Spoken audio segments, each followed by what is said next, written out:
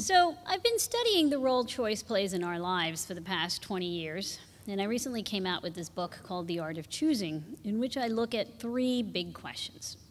The first is, why do we want choice? The second is, what are all the things that affect how and what and why we make a particular choice that we make? And the third is, what can we do to improve both our choosing experiences as well as our choosing outcomes? Now, today I'm going to talk about one particular choice dilemma that we all have in the modern world. And while I do so, I'm going to ask you some questions from time to time, and I want to know your answers. Since I'm blind, when I ask you questions, if you raise your hands, that's great for burning off some calories. But for my sake, what I'd like you to do is when I ask you a question and you agree with the answer, your answer is yes, I want you to just clap your hands. So my first question for you today is, are you all awake?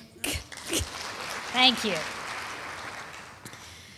All right, so this problem I'm going to talk about today is one that's been referred to by many different names. So Fidelity describes this problem. They actually described a study I did way back in the 1990s, and actually told me about this study and this problem, unbeknownst to them that it was my study, and referred to it as the narrow it down problem.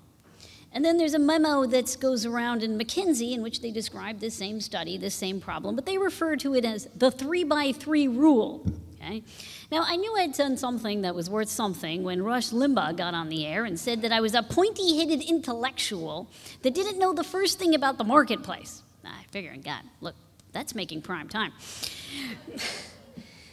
Most often, people refer to it as the jam problem. In fact, I was one time sitting on an airplane and next to this young lady from the Midwest, and she was a homemaker and was describing a problem that she and all her girlfriends have when they go shopping. And she said, you know, there's a name to this problem that I experience every time I go shopping. You know, in the newspapers, they call it the jam problem. Now, have you guys ever heard of the jam problem? Yeah. You have. All right, so hearing some people here. Let me tell you the true story about the jam problem. Way back in the 1990s, that does seem like a long time ago now, it was in the mid-1990s, I used to go to this upscale grocery store, and it was called Draeger's. Now, this was not a normal grocery store at that time. This had lots and lots and lots of different kinds of choices. So they had 250 different kinds of mustards and vinegars and mayonnaises and over 500 different kinds of fruits and vegetables and over a dozen different kinds of bottled water. Now, this is at a time when we actually did used to drink tap water. Now, to give you an idea, this was their olive oil aisle. They had 75 different kinds of olive oils, including olive oils in a locked case from 1,000-year-old olive trees. And I used to love going to this store. It was almost like going to an amusement park because you never knew what you might discover. But then one day I asked myself, well, how come you never buy anything? Now, it's true I was a poor graduate student, so I couldn't afford everything in the store, but I could afford some things. I decided to pay a visit to the manager, and I asked him, you know, is this model of offering people all these choices really working? And he said, well, look, haven't you seen all the people that come through the store? In fact, they had busloads of tourists that would show up. You know, these Japanese tourists, camera in hand, they were always like taking all these photos across the store. Well, we set up a tasting booth. Now, we went around, well, actually, before I get to the tasting booth, we went around the store, and we decided to do a study, and we were going to pick a product on which we were going to do this little experiment. And you might wonder, why did we pick jam? By the way, this was their jam aisle. They had 348 different kinds of jam. Now, we figured jam was something that, you know, it's hard to hate jam. I mean, who's going to hate jam? It's also hard to become a connoisseur of jam. I mean, you ever met anybody that's like a jam connoisseur that tells you all the ins and outs of all these different jams? So we picked jam. We picked Wilkin & Sons jam, and we set up a little tasting booth, hence the jam study. So we set up this tasting booth right near the entrance, and we either put out 6 different flavors of jam or 24 different flavors of jam. And we looked at 2 things. First, in which case were people more likely to stop and sample some jam? They could have as much as they wanted. More people stopped when there were 24, 60%, than when there were 6, 40%. Next, we gave them all a coupon, giving them $1 off if they bought a jar of jam. So now we were trying to figure out, in which case are people more likely to buy a jar of jam? Well, when we added up all the coupons we got, we could actually had a little code in the back that told us whether they had actually seen 24 or 6. And we discovered, lo and behold, that of the people that encountered 24, only 3% of them actually bought a jar of jam. Of the people who encountered 6, 30% of them actually bought a jar of jam. So if you do the math, people were at least 6 times more likely to buy a jar of jam if they encountered 6 than if they encountered 30. So even though they were initially more attracted to seeing more choices than fewer, when it actually came down to making a choice, they were more likely to make a choice if they saw a few than if they saw more. So that's the jam problem. Now, since the jam study was done, which was back in the mid-1990s, there's been lots of studies that have been done, not just by myself and my colleagues. It's been done by lots of other colleagues across the nation. And what we have found through these studies is that there are at least 3 negative consequences associated with giving people more rather than fewer choices. First, when people have more choices, they're more likely to delay making a choice. Well, you might say, look, it's probably a good idea not to choose jam. It's at least good for my waistlines. The problem is that people delay making a choice even when it's really bad for them to do so, like they avoid saving for their retirement. Second, when people have more rather than fewer choices, they make worse choices for themselves, worse investment choices, worse medical choices for themselves. They also choose things that go against what they say they want. Third, when they have more rather than fewer choices, they're more likely to choose things that they're less satisfied with. They're less confident that they made the, quote, best choice, even when they actually do objectively better. Now, why is this? Well, our grandmothers used to tell us that our eyes are too big for our stomachs, but it turns out that our eyes are too big for our minds, too. We might actually enjoy gazing at this giant wall of mustards, vinegars, and mayonnaises, but when it actually comes down to making a choice, doing the math of comparing and contrasting, we can't actually pick from that stunning display. In 1956, the famous psychologist George Miller, a Harvard guy, came out with a seminal paper called The Magical Number 7 ± 2. And in that paper, he documented limitations to our perceptions and our memories. So if I ask you to rank order from worst to best, pictures, smells, tastes, beyond about 7, we get confused. Things we thought we liked a little more, we now think we liked less, and vice versa. If I ask you to keep track of information in your minds, words, numbers, pictures, beyond about 7, the information starts to crumble away. Now, I'm sure that everybody in this room here has at some point or another had this experience. Have you had this experience where you feel overwhelmed by having a lot of choice? Okay.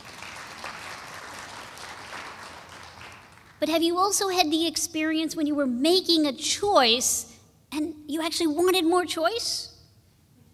Yes, right? So the question becomes, when are we actually better off when we have more rather than fewer choices? And the answer to that question lies in our level of expertise in a given choice domain. So that if I have expertise in that choosing domain, yes, I can handle a lot of choices, because what can I do as an expert? I can simplify, prioritize, categorize. I can see order in the midst of chaos. Take, for example, a chess master. A chess master, let's say a chess master is contemplating 8 moves ahead. And chess masters are apt to do that. Now, the total number of plays and combinations of plays that chess master has available to her at that given moment are more than the number of stars in the galaxy. Now, in truth, that chess master isn't actually comparing and contrasting all these different options. What that mastery allows that chess master to do is see that chessboard as comprised not of individual pieces, but as patterns, lines of attack. Mastery allows her to throw out all those irrelevant options and zero in on those most relevant handful of options. So ultimately, what do experts do? Experts don't actually keep track of more options. They simply know how to zero in on the most relevant options. So if you think about the modern day consumer marketplace of choice, it is designed for experts, not novices. Most of us aren't experts in everything. So if we have expertise, we can handle it. If we don't, we get lost, we get confused. We want more choices, or we say we want more choices because we want to have the opportunity to find that perfect choice, that perfect expression of who I am and what I want. But in reality, what we really want is a great choosing experience. What we really want is to have the confidence in our preferences, to feel competent during the choosing process, to be able to trust and enjoy our choices rather than sitting around questioning ourselves. Did I really get it right? Now, what I'm going to do right now is I'm going to show you 3 different techniques that we can use to improve the choosing experience, to help simulate, to a small extent, the experience that experts have for novices, so that they can get more out of the choices when they have more choices in front of them. First, cut. And I've divided these up into 3 C's, by the way, to make it easy on your memory banks. First, cut. Lots of times people are very hesitant about cutting options. You know, I can't afford to lose the shelf space. How am I going to look compared to my competitor? In fact, careful trimming. More and more we're finding that careful trimming can increase sales, lower costs, improve the choosing experience. When Procter & Gamble went from 26 different varieties of Head & Shoulders down to 15, sales went up by 10%. When the Golden Cat Corporation got rid of their 10 worst cat litter bags, overall profits in the cat litter category went up by 87% because of the lowering of costs and increase in sales. Recently, an online grocer, doesn't wish to be named, reduced the number of choices they offered by 54%, saw an increase in sales of 11%. I can't tell you how many times I've worked with different retailers where we find that not only can the customers not tell apart all the choices, but even their employees can't tell the choices apart. Now you know you've got trouble. If your employees can't tell how the whiskeys are different from each other, your financial advisors can't tell how the financial products are different from each other, certainly your customers can't tell them apart. Get rid of the redundant-looking options. Second, categorize. As I mentioned before, what experts do is they're able to categorize the options to make it easier for themselves. Well, you can do that for the novice. You can make it easier for them to figure out how all these options are really different from one another. And do it the way the novice understands, not the way the expert understands. Take, for example, bestsellers. It was rated the #1 wine seller by Wine Enthusiast in 2009. They offer you 100 different bottles of wine. Of all the wine bottles in the world, they pick 100, the best value wines. They take those 100 bottles and they now divide it up into 8 categories. And they don't divide it up into categories like tannin, oak, none of that business. They make it simple, like fizzy. Okay, I can get that. Juicy. I get that too. Right? Now let's say I pick fizzy. I understand what fizzy is. Now they give me a little over 10 different options. Okay, what kind of a bottle of champagne am I interested in? And they tell me lots of information, you know, where's this wine bottle come from, what region, why is it considered great? You know, I'm willing to read that kind of information because it's just about 10 options for that category. I pick that bottle of wine, I feel good, I know why I chose it. I go to my boss's place, I take this bottle of wine with me, I can show off my knowledge about that bottle of wine. I feel good about that choice. As Joshua Wesson, the co-founder of Bestsellers, said, we try to make wine shopping just as fun as wine drinking. Now, to show you the power of categorization, I want to show you a really complicated study that my colleagues and I did a number of years ago. We did it with Wegmans grocery stores and their magazine aisles. Now, the magazine aisles, it's a very complicated choice. I mean, there's a lot of information picking a magazine. The magazine aisles in the Wegmans stores up and down the Northeast Corridor look exactly identical, but they don't offer you the same number of choices. They offer you anywhere from 330 magazine choices to 664 different magazine choices. So what do? Even though it's identical, they take those magazines and they're redundant. They're redundant. They double slot the magazines across the magazine aisle. The other thing that's different across these magazine aisles is the way they categorize these magazines. So you could have 3 categories: men, women, general, or you could have lots of categories: women's fashion, health and fitness. What we found was that if you took 300 magazines and you divided them up into 20 categories, people saw that as offering them more choices than if they had 600 different magazines divided up into 3 categories. More categories told people that there were more choices available to me. Why? Because I could tell them apart. More categories meant I was more satisfied with the choice display. Why? Because I could better figure out which magazines I was more interested in. Now, when you categorize things, though, you gotta pay attention to the name you give these categories. Look at these 2 displays of jewelry. Which one do you think is the jazz collection? The one on the right? The one on the left? You don't know. The one on the left is jazz, the one on the right is swing. Is that really obvious? You get the feeling that something going on in the mind of the jewelry creator that somehow spoke to them. This is jazz, this is swing. Make sure that those category names reflect what is useful to the chooser, not the creator of the choices. Okay. Categories have to help you differentiate the choices. Okay, third, condition for complexity. We can handle more information, more choices than what might meet the eye at first glance. But we have to take a more methodical approach. We can't just throw ourselves into the deep end of lots and lots of choices without any preparation. So I'm going to show you another study, which was a very complicated choice that I did with my colleague.